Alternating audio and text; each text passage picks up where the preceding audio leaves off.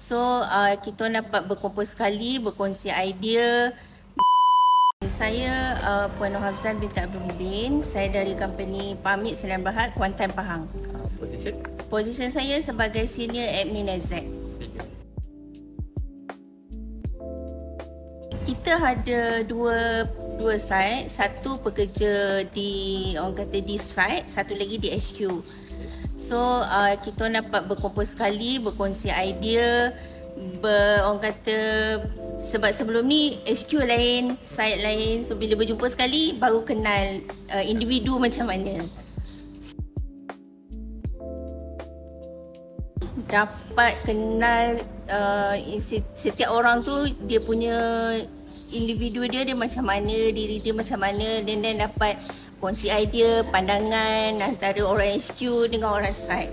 So kita orang berbeza, different kerja. Yang ni macam ni, yang ni. So bila berkumpul sekali memang ada macam-macam idea baru yang keluar lah.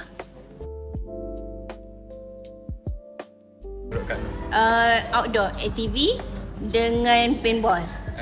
Masa tu kita orang lupa siapa boss, siapa staff, siapa leader. Masa-masa bercampur jadi macam orang kata tak ingat dah position atas ke bawah ke, semua sama level.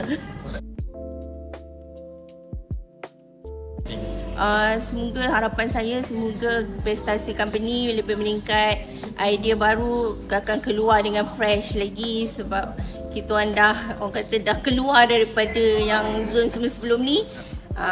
So tak adalah, sebelum ni kita nak pergi ke mana, duduk dekat office je. Dengan pergaulan yang di luar dari Kuantan, Pahang ni bercampur, setiap orang yang berbeza pangkat dengan age. Semoga prestasi akan meningkat lagi, kita orang akan lebih meningkat lagi. Okay, saya bagi 9. Dia punya trainer bagus, senang faham, then fine, dia punya game tu fine. Dia boleh fleksibel ikut kemampuan setiap program yang menyertai program tu.